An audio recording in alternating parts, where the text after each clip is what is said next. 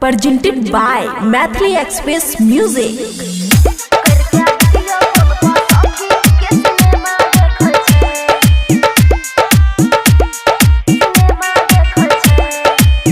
खुशी recording studio Baluaha. गेलै जब से बाहर सैया हाल चाल पूछे छै। गेलै जब से बाहर सैया हाल चाल पूछे छै। करके वीडियो कॉल पर सखी गे सिनेमा देखे छै। करके वीडियो कॉल पर सखी गे सिनेमा देखे छै। गेलै जब से बाहर सैया हाल चाल पूछे छै।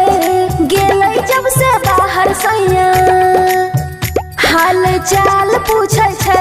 करके वीडियो कॉल पर सखी गे सिनेमा देखे छै। करके वीडियो कॉल पर सखी गे सिनेमा देखे छै। डीजे गीत मधुबनी डीजे करके वीडियो कॉल पर सखी गे सिनेमा देखे छै। सिनेमा देखे छै।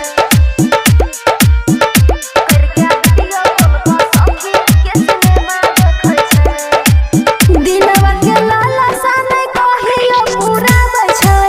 केतनो बोलाबै छियै घरे नहीं आबै छै। दिलवा के लाला साने कहियो पुराबै छै। केतनो बोलाबै छियै घरे नहीं आबै छै। हमर जवानी सखी बुरा हाल कने छै। हमर जवानी सखी बुरा हाल कने छै। करके वीडियो कॉल पर सखी गे सिनेमा देखे छै। करके वीडियो कॉल पर सखी गे सिनेमा देखे छै। डीजे गीत मधुबनी करके वीडियो कॉल पर सखी गे सिनेमा देखे छै। सिनेमा देखे छै। करके वीडियो कॉल पर सखी गे सिनेमा देखे छै। गरम जवानी पानी पानी बनल छै। राइटर सुमित साजन दिल्ली जाके पड़ल छै। गरम जवानी पानी पानी बनल छै। राइटर सुमित साजन दिल्ली जाके पड़ल छै।